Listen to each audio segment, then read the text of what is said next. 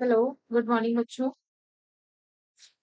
बच्चों, आज वही हमारा जो एक्सपेरिमेंटल स्किल है उस चैप्टर को आगे कंटिन्यू करते हुए लेंगे हम।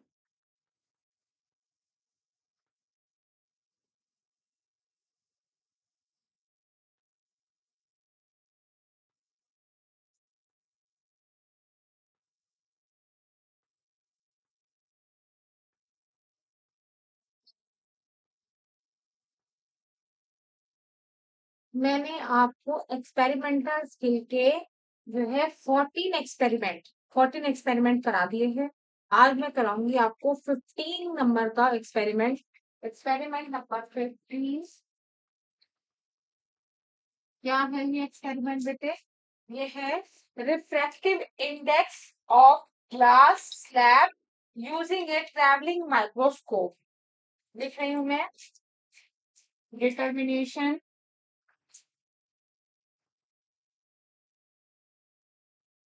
Of determination of refractive index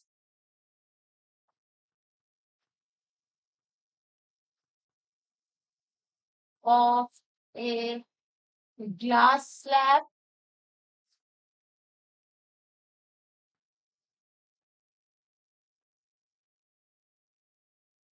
using a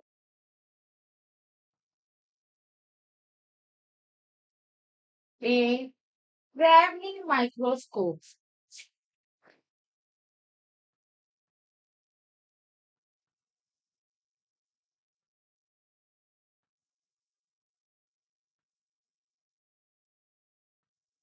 देखिए क्या है बेटा कि हमें किसी कांच के स्लैब का या कांच के गुटके का रिफ्रैक्टिव इंडेक्स डिटरमाइन करना है विद द हेल्प ऑफ या with the using of travelling microscope. मतलब माइक्रोस्कोप की रीडिंग के द्वारा और उसे आगे पीछे इस तरह से एडजस्टमेंट हो कि उसमें एक माइक्रोस्कोप लगा हो और माइक्रोस्कोप को हम एडजस्ट करें तो उसकी जो रीडिंग है हम उसको पढ़ सके। ठीक है। अब मैं आप लोगों को बता रही हूँ इस तरह का जो एपरेटस है वो बना रही हूँ बेटा। हाँ,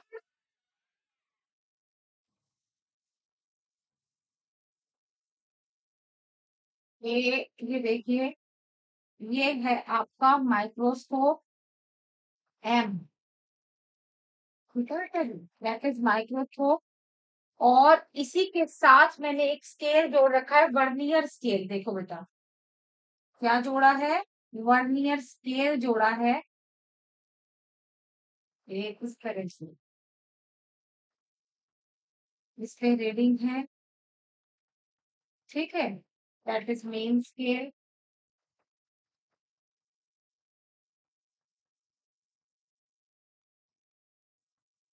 that is main scale, that is vernier.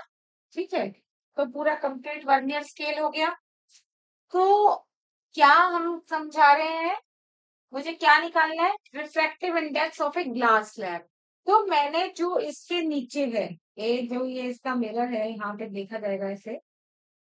इसके नीचे मैंने क्या रखा बेटे, मैंने एक, अब बल्कि अभी मैंने कुछ किया, एक एक मान लो, इमेजिन कर लो, इतने स्लैब के ऊपर एक यहाँ बॉटम पे ए, इस पॉइंट पे मैंने एक पी पॉइंट लिया। क्या लिया बेटे?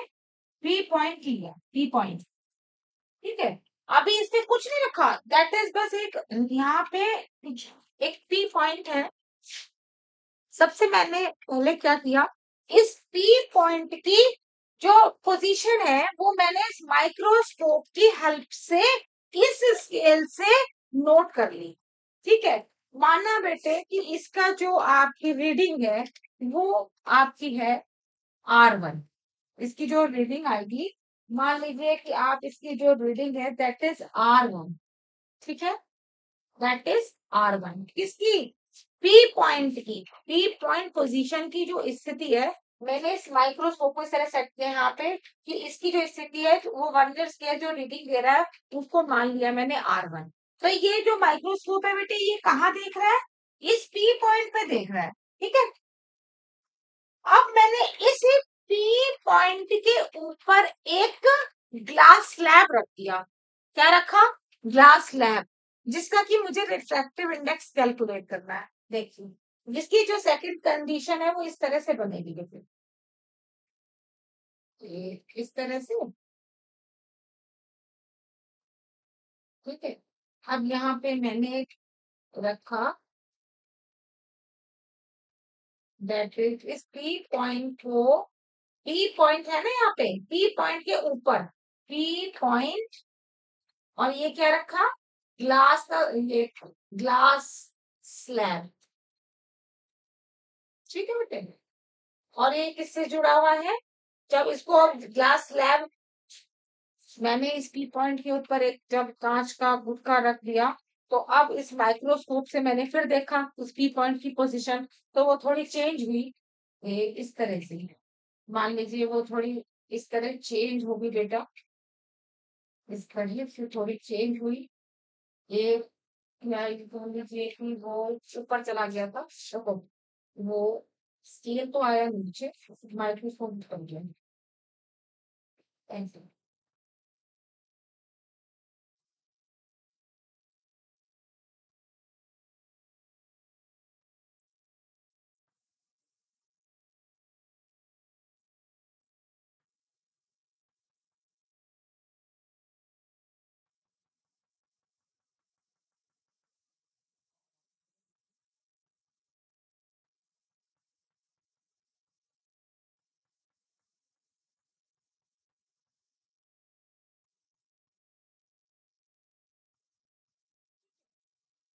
और दैट इज वे मींस के, ध्यान से बच्चों लिखना।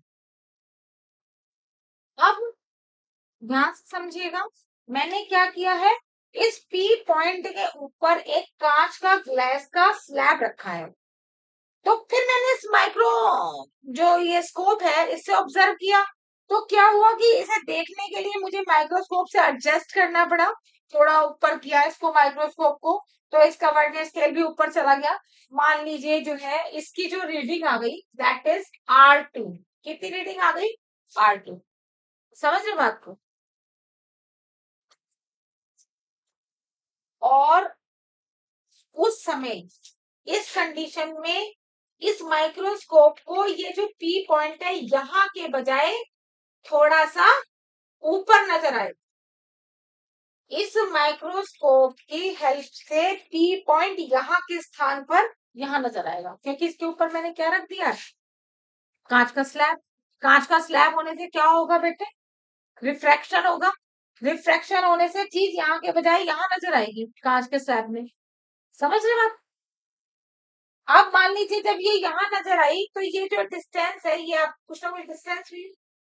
ठीक है, और ये जो डिस्टेंस है इसे कहते हैं एपरेंट डिस्टेंस। क्या कहते हैं? Apparent distance.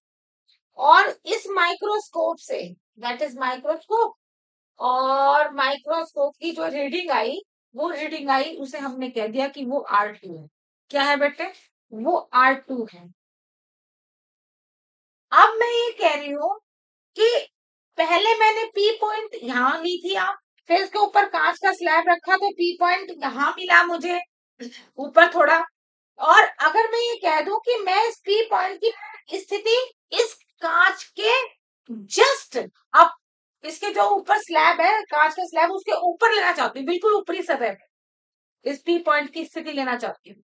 तो मैंने क्या किया कि स्लैब के ऊपर थोड़ा सा व्हाइट पाउडर डाल दिया, और व्हाइट पाउडर की रीडिंग लीजिए, तो इसका मतलब वो जो पी पॉइंट नीचे था वो यहाँ पे आ गया। तो मुझे ये देखना है कि इसमें क्या परिवर्तन हुआ। देखिए परिस्थिति ये आपकी है तीसरी पर ये पोजीशन। ठीक है, और ये आपका इस तरह से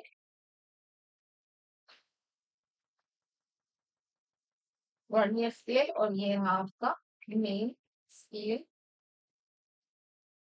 मेन स्केल रहा बेटे।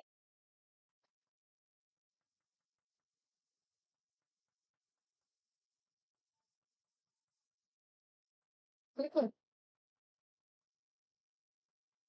ठीक है, ये देखिए अब मैंने क्या किया, कि इस कांच के स्लैब के ऊपर थोड़ा जो कि क्या नाम है, यहाँ पाउडर डाला, व्हाइट पाउडर। समझ गई बात आप? तो ये देखिए इसको बिल्कुल क्या है, ये ऐसे, ठीक है, यहाँ पाउडर डाला। तो अब मैं अगर इस पाउडर की स्थिति लूंगी तो ये समझ लो कि पी पॉइंट जो यहाँ है वो मैंने कहा लिया, at the top up, top पे लिया। पी पॉइंट मैंने क्या मान लिया, टॉप पर है इस पाउडर की परिस्थिति। जब मैंने इसकी माइक्रोस्कोप की हेल्प से इसकी रीडिंग ली मैंने वर्नियर स्केल में, तो माना कि जो उसकी रीडिंग है वो पी पॉइंट यहाँ आ गया, ये पी पॉइंट यहाँ के स्थान पे यहाँ आ गया, और रीडिंग जो है मान लीजिए वो रीडिंग आ गई आपकी R3। ठीक है बेटा, वो कितनी आ गई, R3। अब ध्यान से समझ लीजिए कि पहले जब बिल्कुल नीचे था पॉइंट, मैंने माइक्रोस्कोप से वर्नियर स्केल की सहायता से उसकी रीडिंग ली, तो तब वो क्या था, R1 की रीडिंग की। और जब मैंने उसी पॉइंट P के ऊपर एक कांच का गुटका रख दिया तो वो मुझे थोड़ा ऊपर नजर आया पॉइंट P। और तब मैंने माइक्रोस्कोप की हेल्प से वर्नियर स्केल की रीडिंग ली, तो क्या आई वो रीडिंग, R2 आई। और ठीक जब मैंने उसी स्लैब के ऊपर थोड़ा सा व्हाइट पाउडर डाल दिया, मैंने ये मान लिया कि जो पी पॉइंट है अब वो यहाँ के स्थान पे कहाँ है बेटे, बिल्कुल इसके टॉप अप पे है। तो मैंने इसकी पोजीशन ली तो वो R3 आई। ठीक है, तो एक रेशो है R3 माइनस R1 बटे R2 माइनस R1। ये जो आपका रेशो है, रेशो देखिए, जो मैं आपको रेशो बता देता हूँ, आर रेशो कौन सा, R3 माइनस R1 बटे R3 माइनस R2, ये वाला रेशो। देखो बेटे ध्यान से, ये क्या होता है, कांस्टेंट होता है। यही क्या है, रिफ्रैक्टिव इंडेक्स। क्या चीज रहता है ये, रिफ्रैक्टिव इंडेक्स। अब ध्यान से देखो बच्चे एक चीज और, आपका R3 कहां पर है, जब मैंने P को टॉप पे माना, P को कहा मान रही हूं मैं, टॉप पे। जब P टॉप पे है तो रीडिंग कितनी आ रही है, R3। और जब मैंने P को कहा माना था, बिल्कुल उसके बॉटम पे P पॉइंट को, तो रीडिंग आई थी R1। तो R3 माइनस R1 मतलब with from the real with real thickness of glass slab. R3 minus R1 क्या चीज होगी बेटा, real thickness of glass slab. क्या चीज होती है, R3 माइनस R1 क्या होता है, रियल थिकनेस, रियल थिकनेस। ठीक है, किसकी, स्लैब की, ऑफ स्लैब। और फिर R3 माइनस R2, ये क्या है, इधर देखिए बेटे, R3 तो ये वाली पोजीशन है, यहाँ पे आया था R3 की रीडिंग जब बिल्कुल टॉप पे माना था P। और R3 माइनस R2, R2 क्या चीज है, जब मैंने उसके ऊपर कांच का स्लैब रखा था तो मुझे ये P पॉइंट यहाँ के स्थान पे कहाँ नजर आया था, यहाँ बीच में कहीं ऊपर उठा हुआ। तो R3 यहाँ है, R2 यहाँ है रीडिंग, तो R3 माइनस R2 यानी दिस डिस्टेंस। समझ रहे बात को, R3 minus R2, R3 minus R2 that is this distance. ये कौन सी डिस्टेंस है, इसे कहते हैं एपरेंट डिस्टेंस। क्या कहते हैं बेटे, apparent distance. R3 minus R2 is equal to apparent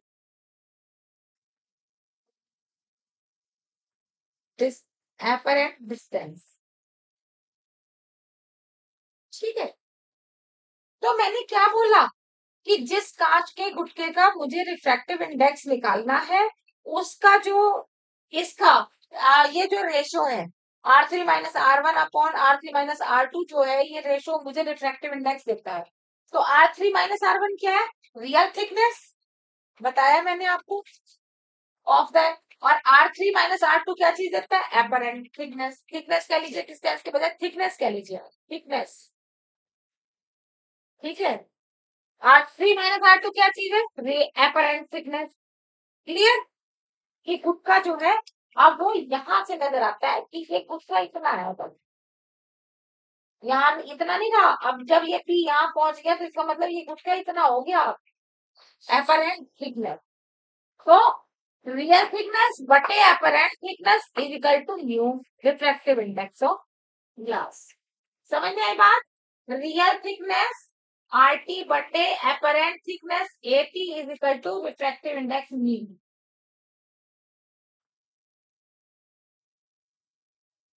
clear हो रहा है बेटे? क्लियर हो रहा है सबको? नोट कर लो फटाफट। ये इसे आप 3 स्टेप्स में यूज भी कर सकते हैं, बता रही हूं आपको मैं। पहला स्टेप क्या था? पहला स्टेप, इसमें एक माइक्रोस्कोप एम तथा एक वर्नियर स्केल एस लेते हैं, ठीक है, और आपस में ये कनेक्टेड होते हैं। क्या चीज? माइक्रोस्कोप एंड वर्नियर स्केल आपस में कनेक्टेड होते हैं। फिर एक पॉइंट है जिसे हम ए पोजीशन मान लो कि ये जो है पी पॉइंट है, और यहाँ पर आपकी जो माइक्रो स्केल है वो किसमें है? ये ए पोजीशन है। ये हमें पी पॉइंट जहाँ बॉटम पे है वो हमें ए पोजीशन दे रहा है, ये हमें बी पोजीशन दे रहा है, और ये मान लो कि हमें सी पोजीशन दे रहा है, ठीक है, जिसे हम ए पोजीशन में बिना ग्लास रखे माइक्रोस्कोप में वर्नियर स्केल की हेल्प से रीडिंग लेते हैं, जिसे R1 का नाम देते हैं। क्लियर?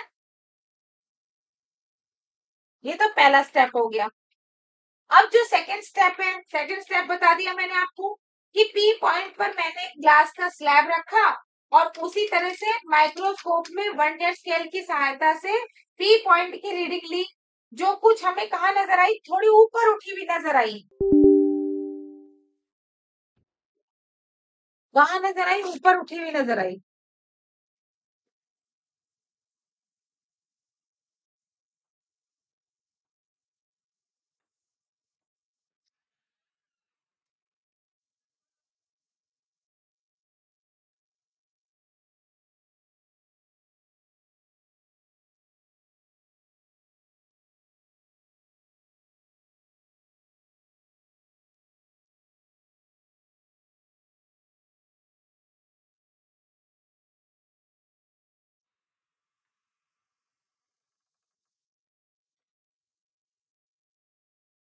ये अपने आप में सही सोचा। Do you want to allow this app to make change your to your device?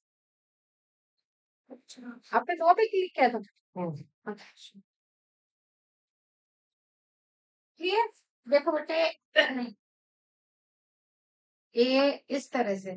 तो सेकंड स्टेप मैंने आपको क्या बताया? ये सेकंड स्टेप में मैंने आपको बताया बेटा कि जब मैंने पी पॉइंट पर एक कांच का स्लैब रखा था, तो वो पी पॉइंट अपनी यहाँ रियलिटी में ना होकर के थोड़ा ऊपर उठा हुआ नजर आया। इसका मतलब ये है कि जो इसका बॉटम था वो यहाँ की बजाय यहाँ नजर आया था। सेकंड स्टेप ये था आपका। तो सेकंड स्टेप में जो है आपको जो रीडिंग आई वो क्या हो गई? R2 हुई थी, ठीक है। रीडिंग जो है वो क्या थी बेटे? आपकी R2 रीडिंग है। और थर्ड स्टेप में क्या है? अब जो कांच का हमारा जो स्लैब है इस पर हमने व्हाइट पाउडर डाला और उसकी रीडिंग ले ली। किसके साथ? माइक्रोस्कोप की हेल्प से ही रीडिंग ली हमने, वर्नियर है स्केल की हेल्प से।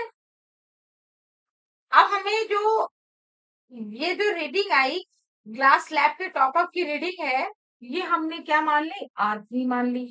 तो जो रेशो है R3 - R1 बटे R3 - R2, ये हमें क्या देता है? ये जो रेशो है, ये इसकी रेशो हमें कांस्टेंट देता है, that is called refractive index of a glass slab.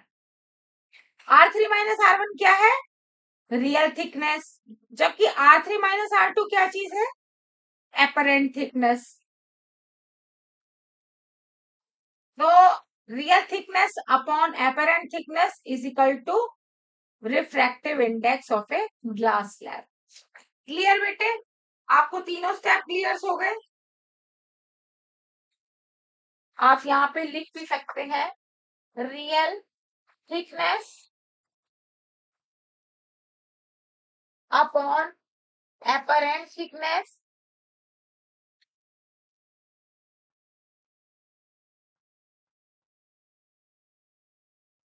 Is equal to, आप लिख दीजिए refractive index. Refractive index,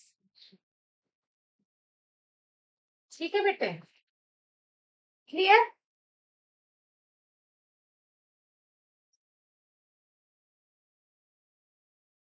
experiment समझ में आया बेटा? ये था आपका 15 नंबर का एक्सपेरिमेंट। अब हम करेंगे बेटा एक्सपेरिमेंट नंबर 16। हटा दे इसे, हो गया सबका?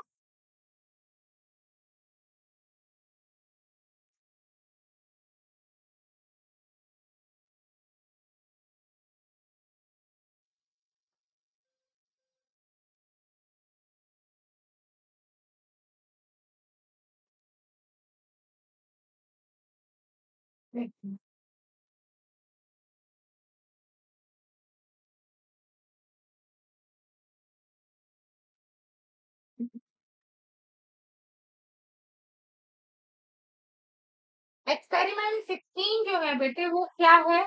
एक्सपेरिमेंट 16 कह रहा है कि करेक्टरिस्टिक्स कर्व करना है, हमें कर्व दिखाना है, करेक्टरिस्टिक्स ऑफ कर्व जो है, करेक्टरिस्टिक्स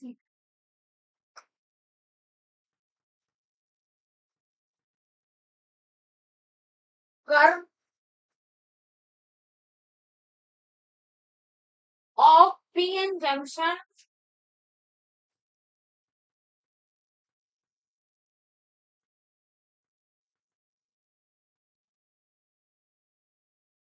डायोड इन फॉरवर्ड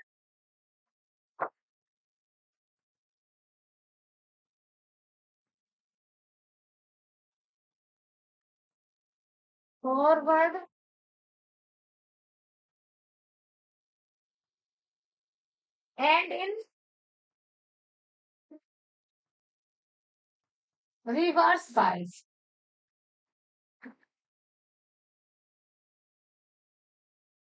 देखिए क्या चीज है बेटे, characteristics curve of PN junction in forward and reverse biased. तो इसके लिए बेटा मैंने आपको पहले ही बता रखा है, फिर बता देती हूँ कि वोल्टेज और पोटेंशियल डिफरेंस और करंट के अक्रॉस जब हम पीएन जंक्शन डायोड पे रीडिंग्स लेते हैं तो वो इसकी करेक्टरिस्टिक्स कर्व बन जाती है। एक तरफ हम पोटेंशियल पीएन जंक्शन डायोड पे क्या होता है कि हम एक तरफ पोटेंशियल डिफरेंस बढ़ाते जाते हैं वी की वैल्यू और करंट मेजर करते जाते हैं। दैट इज क्या चीज है ये, आपका आईवी करेक्टरिस्टिक्स कह लीजिए इसको। देखिए कैसे करना है, इधर देख लीजिएगा बेटा, मैं आपको बता रही हूँ।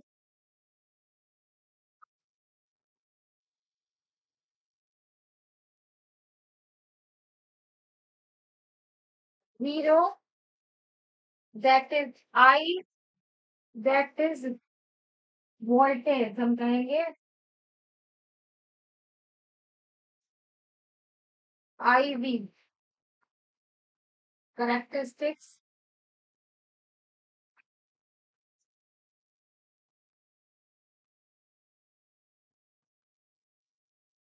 ठीक है, I V characteristics in forward bias, in forward bias बेटा, समझ लो। मैंने इसके लिए क्या माना, देखिए 0 से 0.2, फिर 0.4, 0.6, फिर 0.8, फिर 0.1.2, 1.4, 1.6, ऐसे आपने इसकी रीडिंग ले ली बेटा जी, ठीक है। ऐसे बढ़ाते बढ़ाते हमने क्या लिया, 2 पॉइंट तक, 0 तक हमने रीडिंग ले ली। क्लियर। और इस तरफ हमने करंट की रीडिंग ले ली मिली एम्पियर में। फॉरवर्ड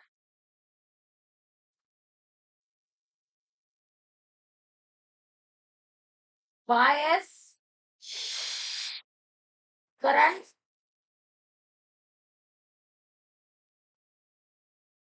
ठीक है, ये आई है मिली एम्पियर।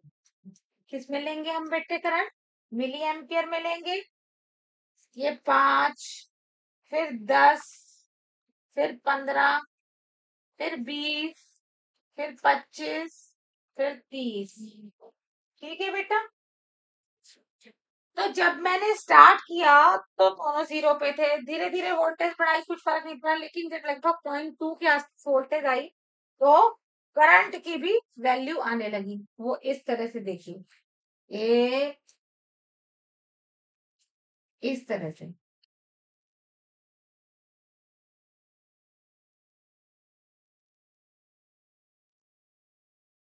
इस तरह से ग्राफ आया बेटे, इस तरह से ग्राफ आया। ये देखो,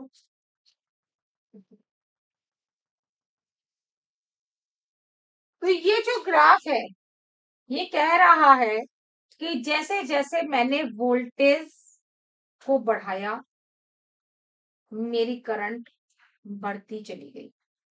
ये किस में है, फॉरवर्ड बायस्ड में।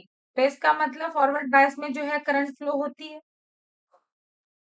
तो बस यही हमें कैरेक्टरिस्टिक्स करनी थी इस एक्सपेरिमेंट में, इसका पीएन जंक्शन डायोड में फॉरवर्ड बायस में। वो आपकी इस तरह से खींच जाएगी बेटे।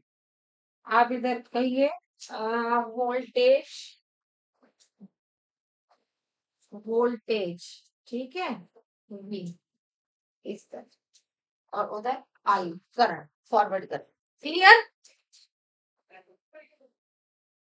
ठीक इसी तरह से मैं आपको बता रही हूँ कि जो फॉरवर्ड में तो करंट, जब पीएन जंक्शन का फॉरवर्ड बायस होता है तो उसमें करंट फ्लो करती है, लेकिन जब फॉरवर्ड, क्या नाम है इसका, रिवर्स बायस होता है बेटे जी, रिवर्स बायस आता है जब, तो रिवर्स बायस पे बेटा करंट फ्लो नहीं करती। देखिए आपको कैसे आएगा, रिवर्स बायस का बना रही हूँ।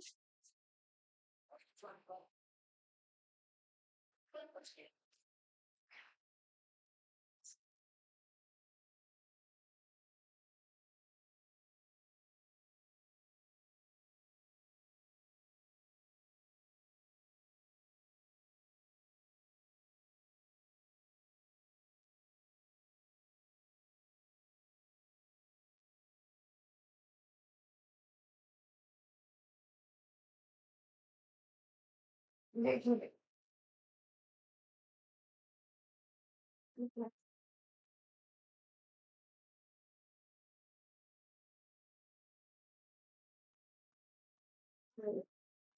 Micro, that is voltage, V voltage, ठीक है। और इस तरह से मान लीजिए आप 0, 5, 10, 15, 20, 25, 30, ठीक है। और करंट वही मान लीजिए आप, अगर आप करंट वही वैसे लेंगे तो इसे ले लीजिए 5 micro ampere, 10 micro ampere, 20 micro ampere, 25, sorry 15, और फिर आपकी 20, 25, इस तरह से, ठीक है। तो बेटे मैंने क्या देखा कि जब रिवर्स बायस होता है ना तो इस तरह से ये इस तरह से नीचे बन जाती है, और इस तरह से बहते हुए इस तरह से एक बिल्कुल कांस्टेंट होकर के वो जो करंट, ये आपकी करंट तो हो जाती है आपकी, मैंने इसे बता रही थी मैं आपको वोल्टेज, हाँ कांस्टेंट वोल्टेज हो जाती है। वोल्टेज क्या हो जाती है, कांस्टेंट वोल्टेज हो जाती है, और एक कांस्टेंट वोल्टेज पे जो करंट है वो बहुत ही डाउन चली जाती है। ये जो है, ये क्या है, that is the part of constant voltage.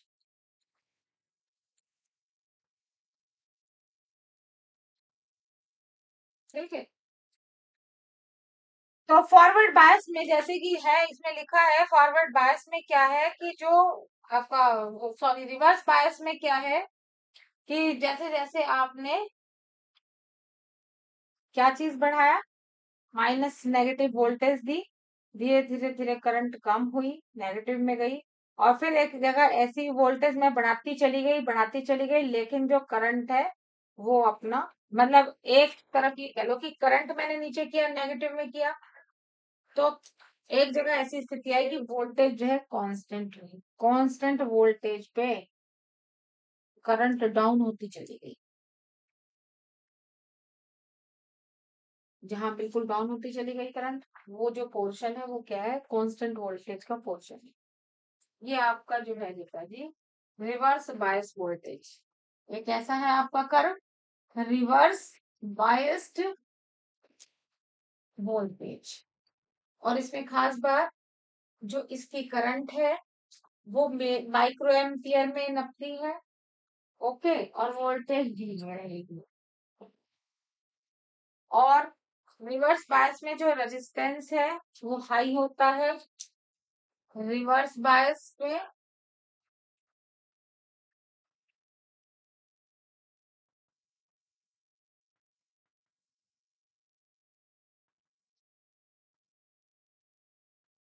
कैसा है, हाई। और फॉरवर्ड बायस में रेजिस्टेंस होता है लो।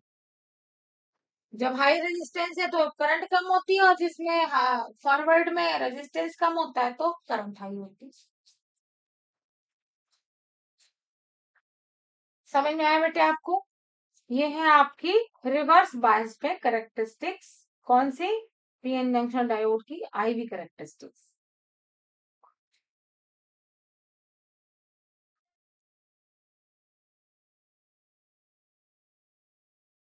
क्लियर?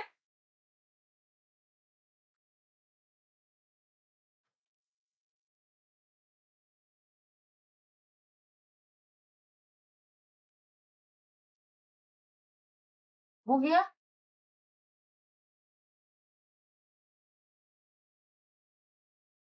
देखिए, ये आपका एक्सपेरिमेंट चल रहा था 16 16, यहाँ बदल दीजिए, एक्सपेरिमेंट 16 चल रहा था आपका, 16A। इसमें दो है, इसलिए ये एक्सपेरिमेंट कौन सा है, 16A। फॉरवर्ड बायस का भी और रिवर्स बायस का भी कौन सा है, 16A। हो गया बेटे? अब आ जाइए 16B पे, यहाँ हटा दे। देखिए, उसमें है 16B वाले में है बेटा, characteristics curve of A zener diode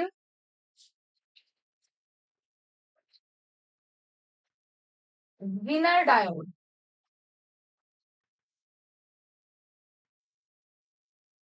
in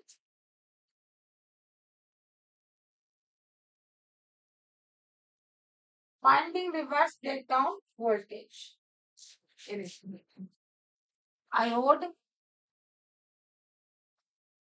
and finding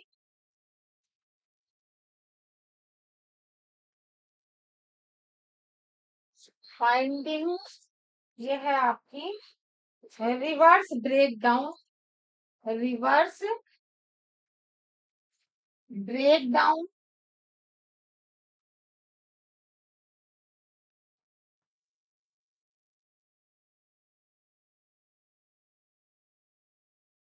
voltage.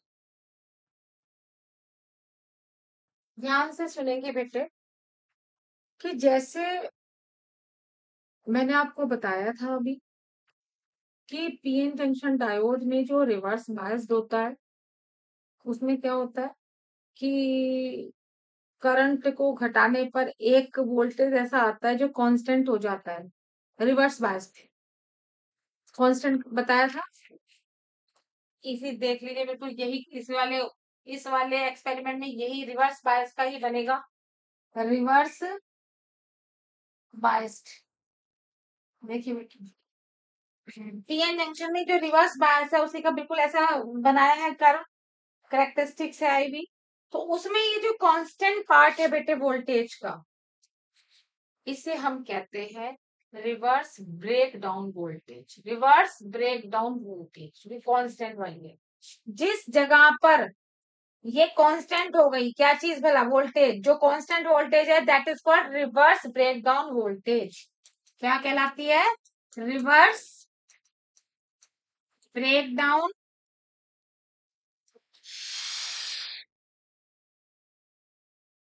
Voltage. ठीक है,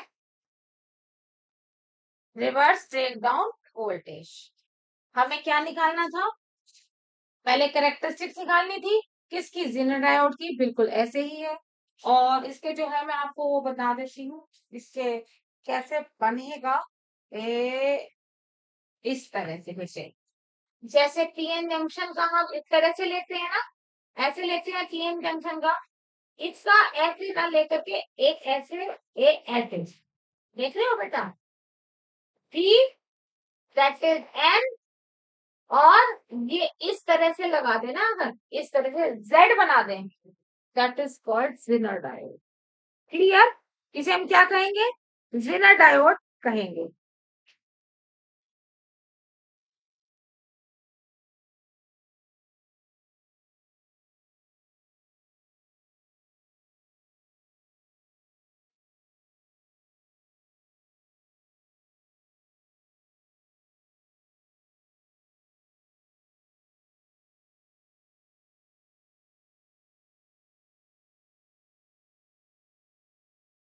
ये सिंबल है बेटे, जेनर डायोड का सिंबल, और जेनर डायोड।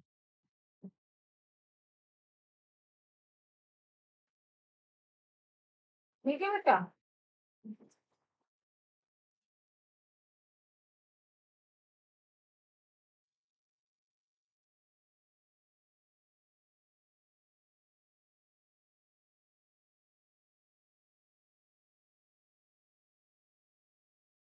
अगर हम इस तरह से भी दिखा लें, ये देखिए इस तरह से, और फिर एस बना करके एस, इसे भी हम क्या कहेंगे, सिंबल ऑफ जेनर डायोड।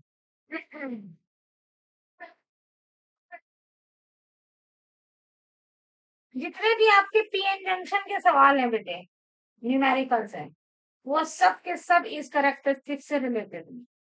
जो जिनर के हैं, पीएन जंक्शन डायोड के या जिनर डायोड के, वो इस करेक्टरिस्टिक से रिलेटेड हैं। यही करेक्टरिस्टिक्स है बेटा जिनर डायोड के।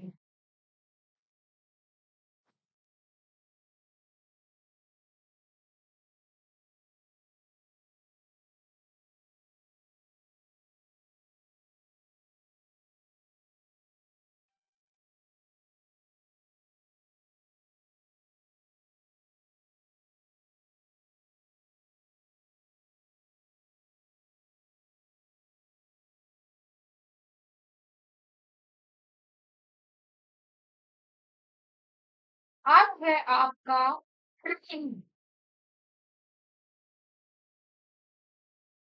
एक्सपेरिमेंट, नेक्स्ट एक्सपेरिमेंट देख रहे हैं बेटा, करा रहे हैं, हम इसको हटा दें।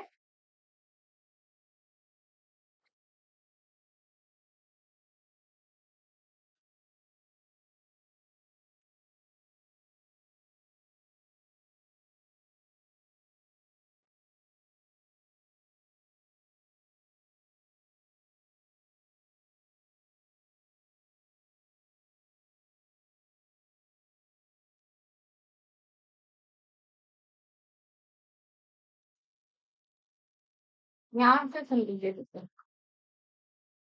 एक्सपेरिमेंट नंबर 7, इसमें क्या है कि आइडेंटिफिकेशन है बेटे, डायोड की आइडेंटिफिकेशन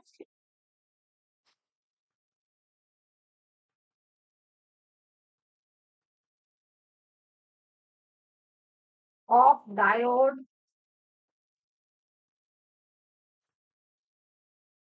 ऐसे ले लीजिए इसको, कैपिटल में लिखाइए, comma lead,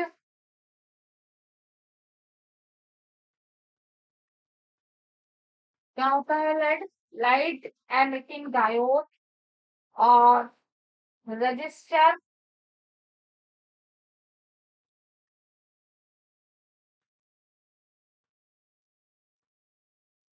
capacitor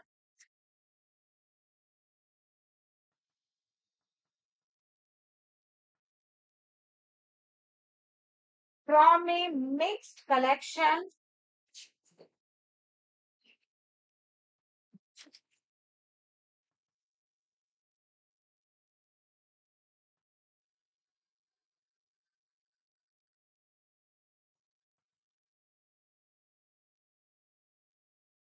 of such items.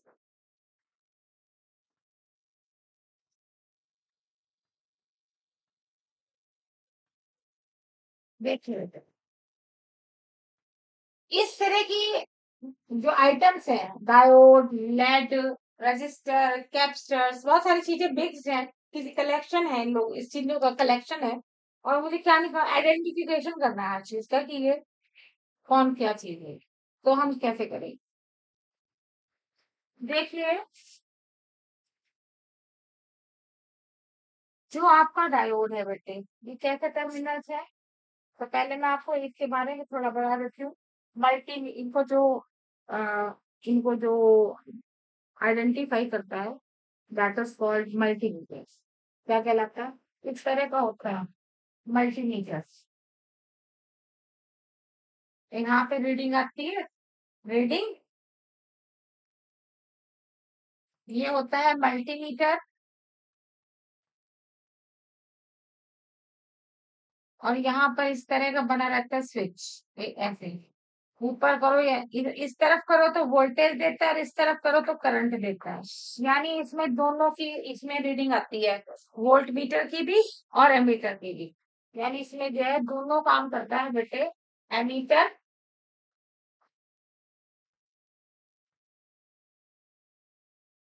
और किसकी, वोल्ट मीटर की।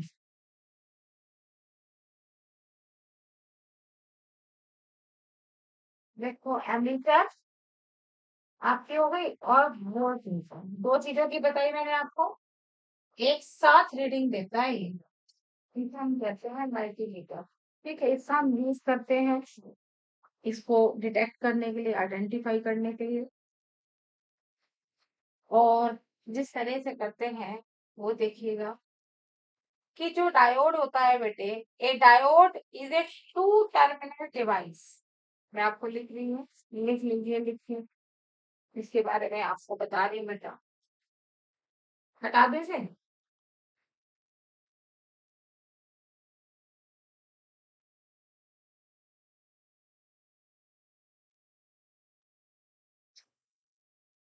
Number one, number one, A diode is a two terminal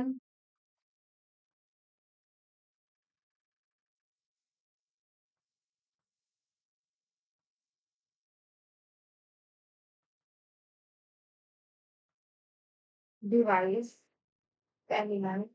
ठीक है, हमको पता है कि डायोड कैसे होता है बेटे, तीन जंक्शन है, टू टर्मिनल्स होते हैं, टू जंक्शन ऑफ इंडक्शन। ठीक है बेटे, it conducts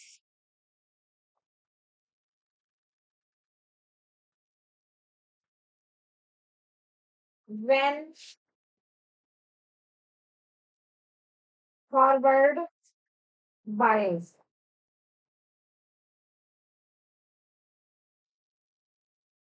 जब फॉरवर्ड बायस होता है बेटा जी, तो क्या होता है, कंडक्शन होता है। and does not conduct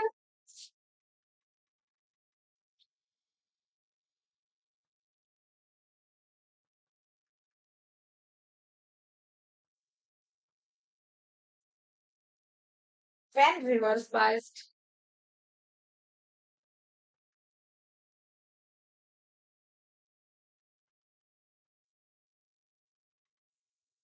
ठीक है, जब रिवर्स बायस में होता है तो कंडक्शन नहीं होता. It does not and it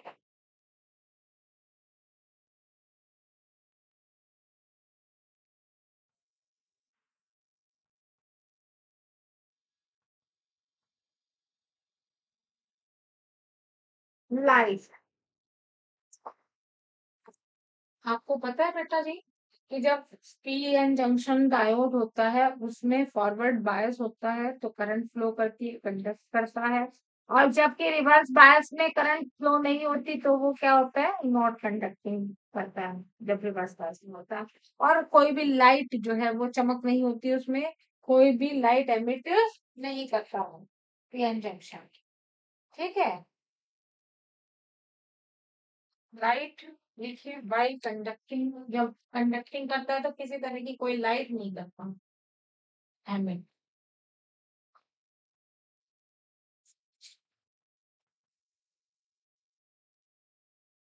hence it does not glow, ये चमकता नहीं.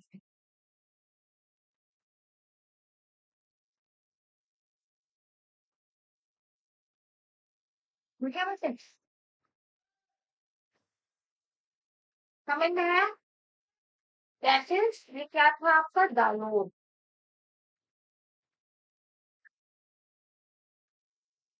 फिर आ जाइए लेड पे.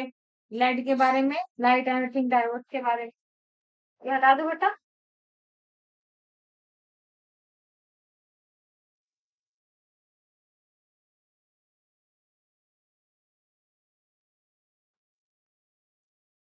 दूसरा लिखिए.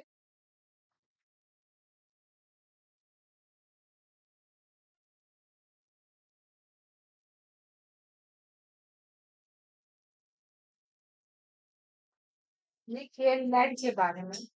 नंबर टू, ए लेड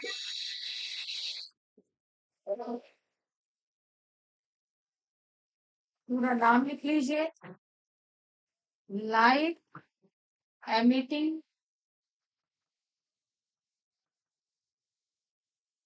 डायोड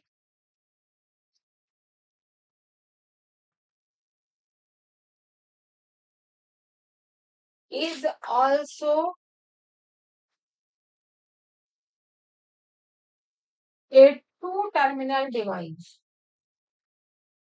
कितने टर्मिनल की डिवाइस है बेटे? Two terminal.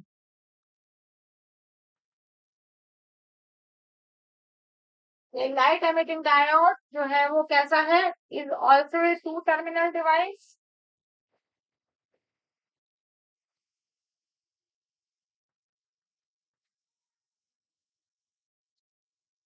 It also conduct, it also conduct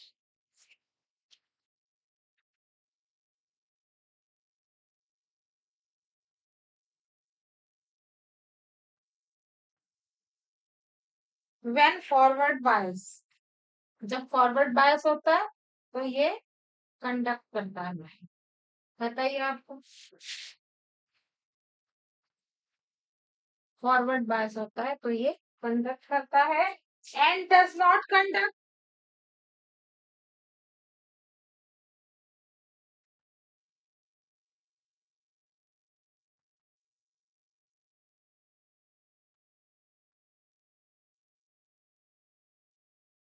when reverse biased.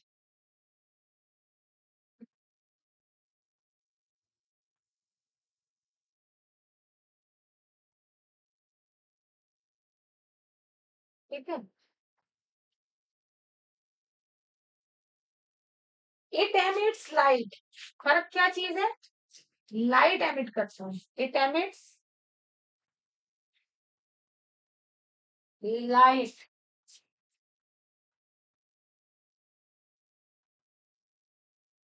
while conducting, जब कंडक्टिंग होता है, कंडक्शन होता है जब कंडक्टिंग, जब कंडक्टिंग होती है तो ये लाइट एमिट करता है, hence it is glow.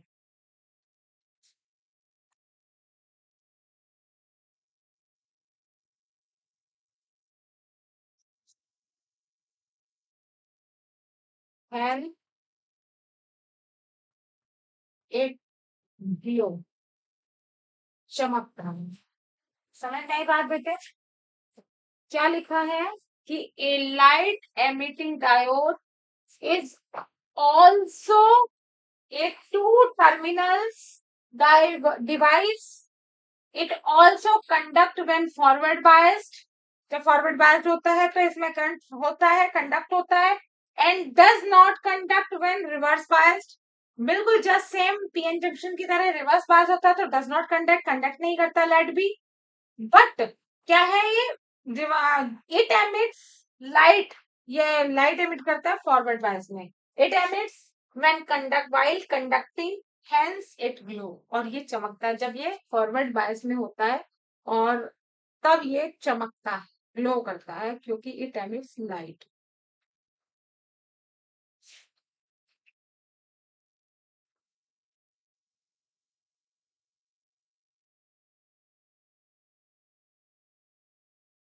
Clear हुआ बेटे लेड के बारे में? लाइट एमिटिंग डायोड मतलब जो लाइट एमिट करे वो डायोड है, तो ये डायोड बिल्कुल पीएन जंक्शन की तरह ही सेम वर्क करेगा। बट एक फर्क क्या है, डिफरेंस क्या है, मैंने कहा डिफरेंशिएशन क्या है between simple diode, PN junction diode and LED में, लाइट एमिटिंग डायोड में। उसमें जब कंडक्ट होता है तो लाइट एमिट नहीं होती पीएन जंक्शन में, और जबकि लाइट एमिटिंग डायोड में फॉरवर्ड बायस्ड होता है, कंडक्शन होता है, कंडक्टिंग होती है, तो लाइट एमिट होती है, और लाइट एमिट होने के कारण ही इसका नाम पड़ा है light emitting diode, LED. Clear?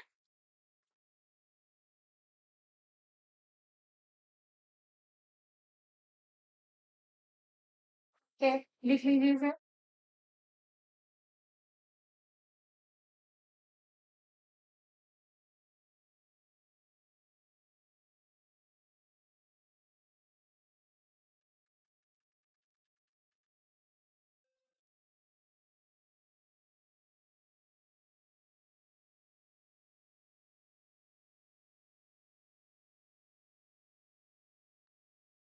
Hard लिखवा रही बेटा।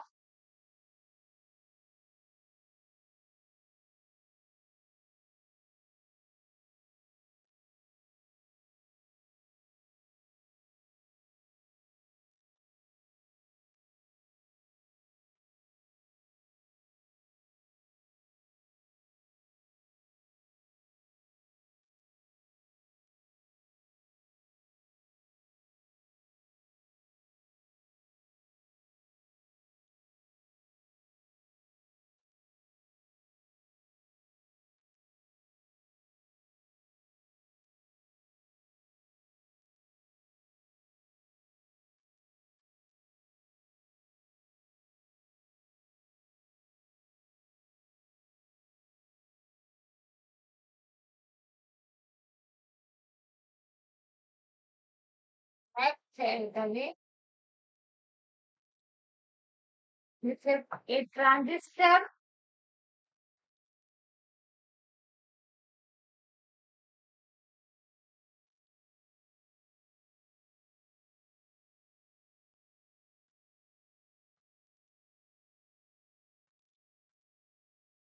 is a three terminal, is a three terminal device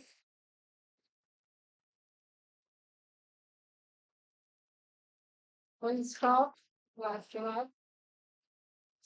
फिर है the terminal represents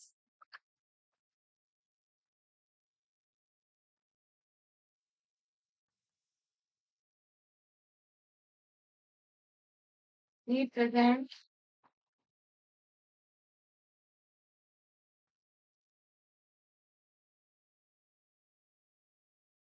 emitter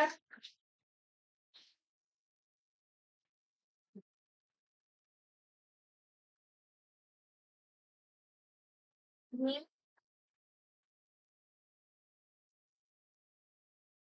comma, base, B, and collector, and collector, C.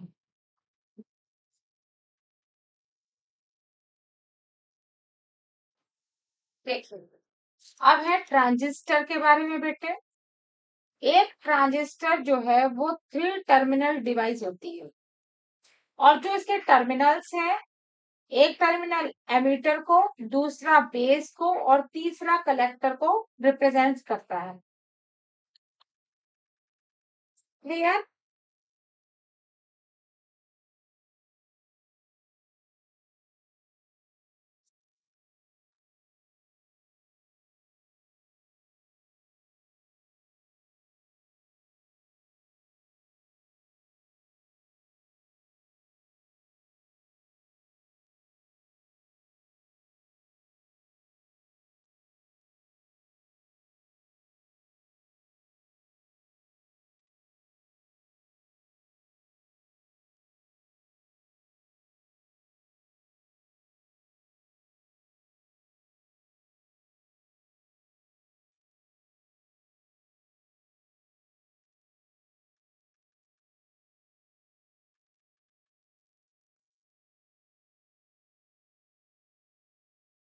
अच्छा, चलिए।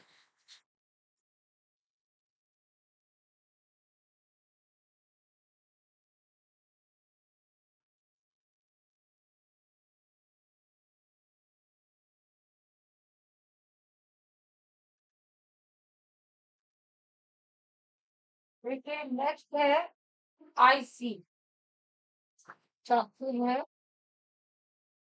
An IC. आईसी को कहते हैं इंटीग्रेटेड सर्किट।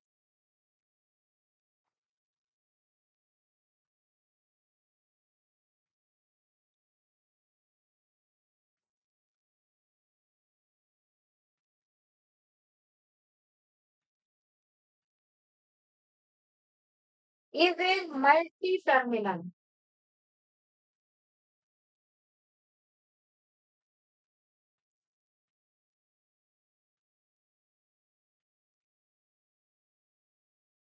डिवाइस। ठीक है, इंटीग्रेटेड आईसी कैसा होता है? मल्टी टर्मिनल डिवाइस होता है बेटा जी, in form of a chip. किस के रूप में? In form of a chip. Chip के रूप में होता है बेटा आईसी। आपको कई बार आपने देखा होगा कि जो पुराने ब्लैक एंड व्हाइट टीवी होते थे, तो उसमें कई बार आईसी जो खराब हो जाती थी, तो आईसी के खराब होने पे उसकी जो स्क्रीन है उसमें एक लाइन आने लग जाती थी बेटे, पतले सी। और जो उसके जितने भी फंक्शंस थे, जो मल्टी होते हैं, मल्टी टर्मिनल्स, तो ये देख लीजिए कि आईसी जो होती है वो कैसी होती है? मल्टी टर्मिनल डिवाइस होती है, चिप के रूप में लगी रहती है। पुराने टीवी में लगी रहती थी बेटा, चिप के रूप में।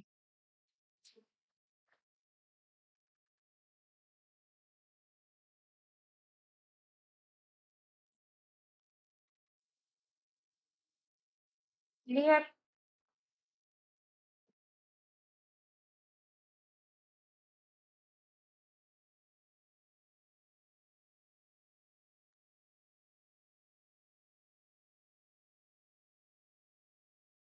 बता दें sir?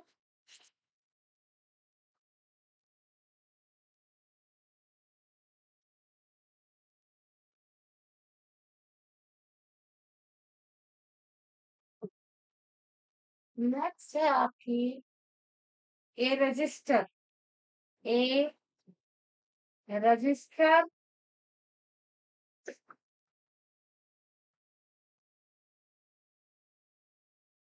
is a two terminal device. Is a two terminal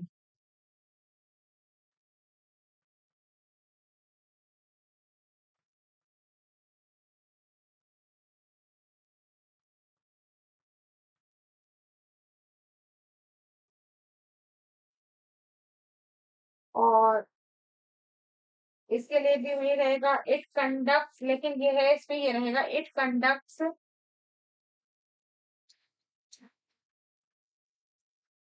when either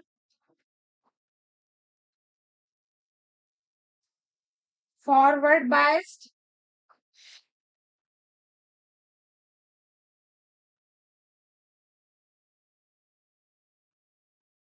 और reverse biased.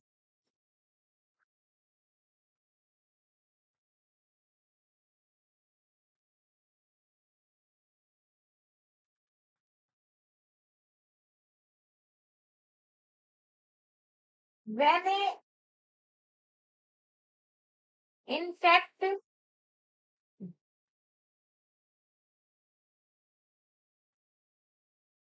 there is no forward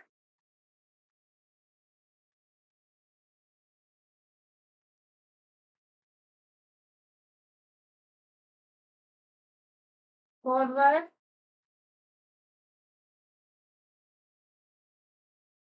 और reverse bias,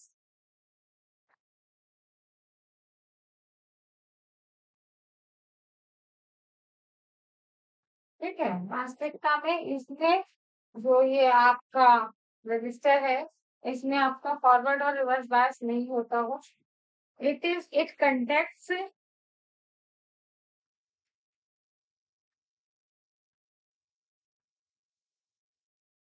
even when operated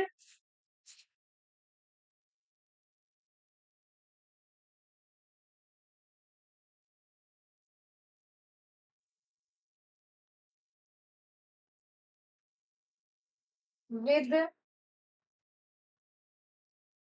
AC voltage, ठीक है बेटे। ये वास्तविकता में जो वर्क करता है ना बेटा, रजिस्टर जो होता है वो क्या होता है कि टू टर्मिनल की डिवाइस होती है बेटे।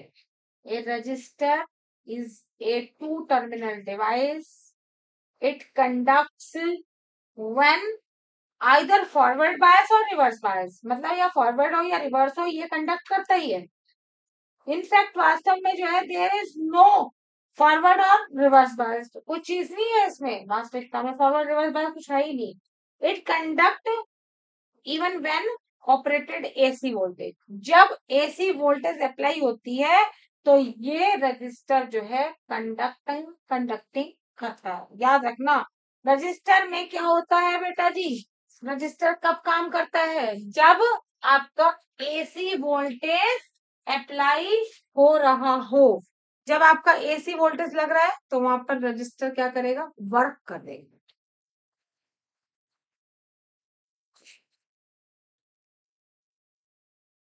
ये है टू टर्मिनल डिवाइस ही, और बस आप ये कह सकते हैं कि फॉरवर्ड हो या रिवर्स हो दोनों में ये कंडक्ट करता है, या वास्तविकता में फॉरवर्ड और रिवर्स कुछ है ही नहीं।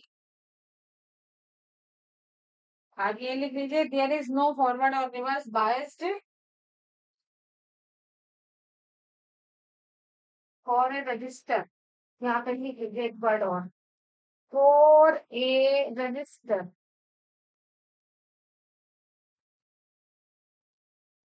ठीक है। फॉर ए रजिस्टर, इनफैक्ट वास्तव में देयर इज नो फॉरवर्ड और reverse biased for a register, it conducts even when operated with AC voltage, alternating current अगर आ रही है, अल्टरनेटिंग वोल्टेज आ रही है, that a resistor to terminal device is used.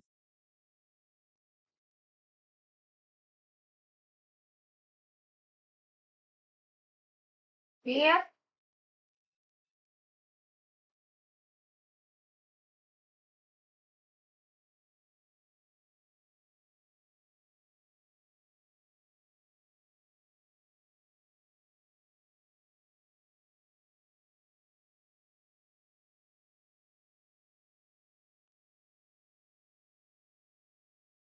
हटा दे बेटा, कर लिया।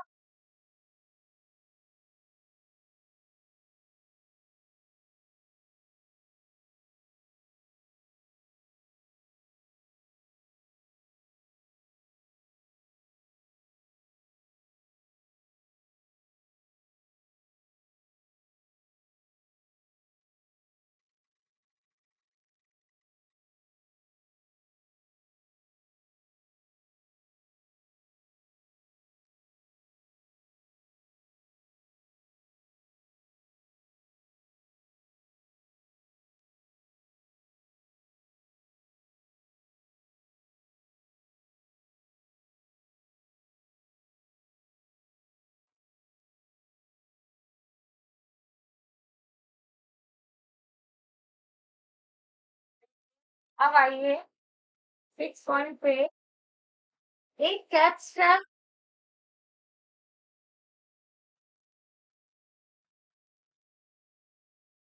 कैप्चर बेटा is also a two terminal device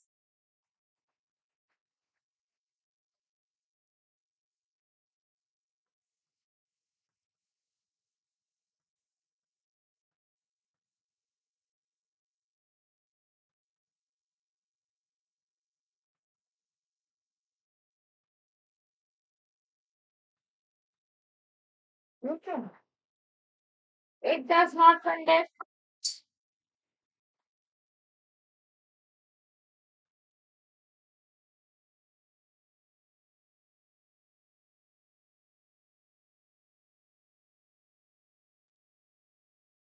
when either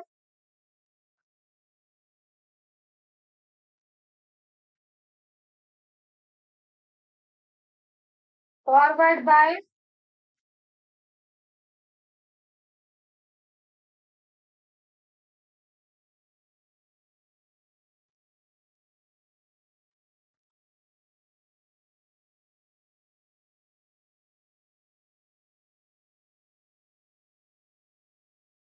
or reverse bias।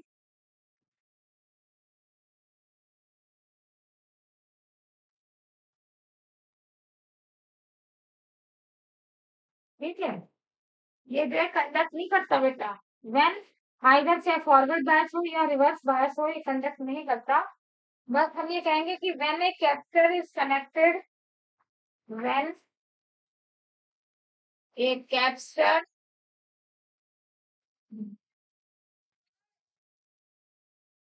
is connected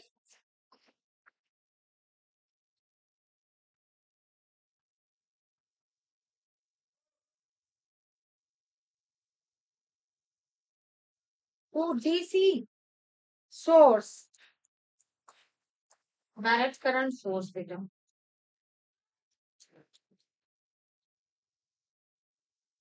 comma, then multimeter shows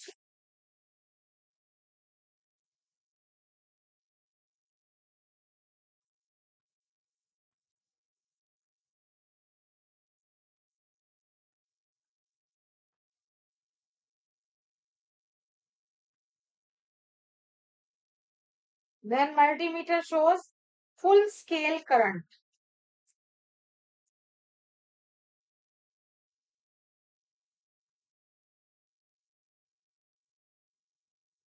क्या मतलब है इसका? इसका मतलब ये है कि या तो फॉरवर्ड हो या बायस हो तो इसमें कंडक्ट नहीं होता। When a capacitor is connected to DC source, जब एक कैपेसिटर जो है डीसी सोर्स के साथ जोड़ दिया जाता है, तब मल्टीमीटर शो करता है फुल स्केल करंट।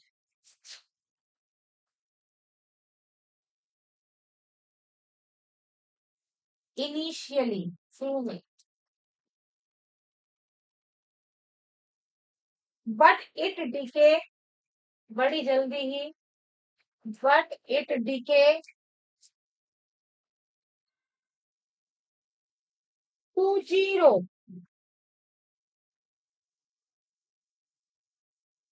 ये जीरो हो जाता है क्विकली, बहुत तेजी के साथ।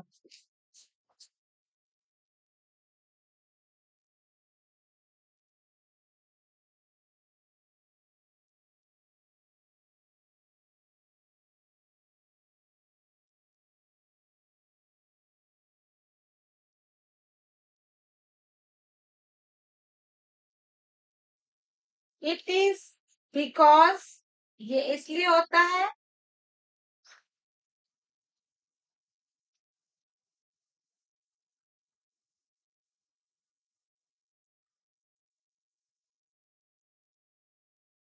that initially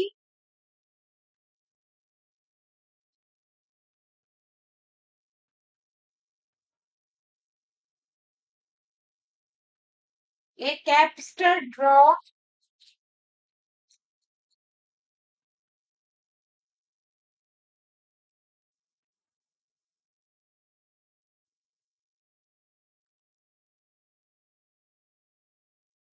ड्रॉ कर लेता है बेटे, कैपिटल जो है क्या चीज ड्रॉ कर लेता है, एक चार्ज।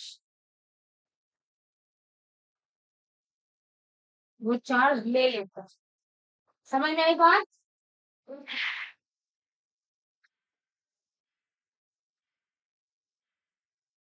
इट इज बिकॉज, ये इसलिए होता है, करंट जो डीके है वो जीरो हो जाता है, क्यों, बड़ी तेजी के साथ, क्योंकि जो इनिशियली कैपेसिटर है, दैट इनिशियली एक capacitor draw a charge.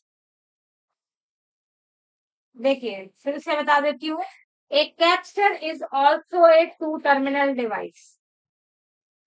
It is, it does not conduct, ये कंडक्ट नहीं करता when either forward bias और reverse biased।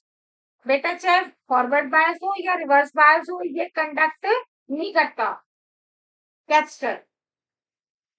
व्हेन, और कब करता है ये conduct, when a capacitor is connected to DC source, जब डीसी सोर्स के साथ जोड़ दिया जाता है। किसके साथ? डीसी सोर्स के। ट्रांजिस्टर में क्या होता है, एसी के साथ जोड़ दिया जाता है, तब कंडक्ट करता है। और इसमें क्या है, when a capacitor is connected to DC source, then multimeter shows full scale current। Multimeter जो आपका मल्टीमीटर है वो क्या करेगा, फुल स्केल करंट दिखाएगा डीसी के साथ। But is decay to zero, ये फुल स्केल भी धीरे धीरे जीरो हो जाता है, क्विकली तेजी के साथ जल्दी ही जीरो हो जाता है, बिकॉज द इनिशियली जो कैपेसिटर है, जो इसके अंदर जो कैपेसिटर लगा हुआ है वो क्या करता है, ड्रॉ ए चार्ज, जो हमारा चार्ज है उसको ड्रॉ कर लेता है, ये ले। तो वो जो करंट है वो क्या हो जाती है, फुल स्केल करंट भी क्विकली जीरो हो जाती है। ओके, देख लीजिए।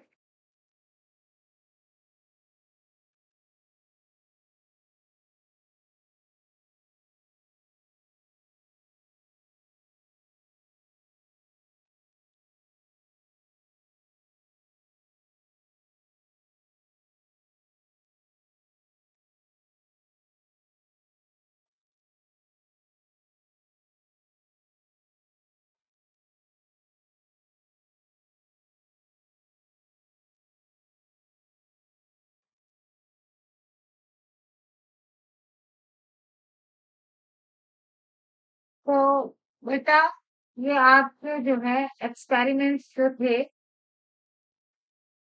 17-18 जो भी एक्सपेरिमेंट थे, जो बीच में मैंने 16A और 16B कर दिया, तो इसलिए लगभग 18 जो एक्सपेरिमेंट थे इस चैप्टर में वो मैंने आपको पढ़ाए, और उससे रिलेटेड न्यूमेरिकल्स भी कराए बेटा। और भी इनसे रिलेटेड न्यूमेरिकल्स हैं जो आप पहले से ऑलरेडी जो न्यूमेरिकल्स कर चुके हैं। तो मुझे लगता है कि आप जो है, अगर इस चैप्टर से कोई भी क्वेश्चन आता है तो उसे आप क्वेश्चन को कर लेंगे, अच्छे से आप इसको करिए तैयारी, तो कर जाएंगे। Thank you.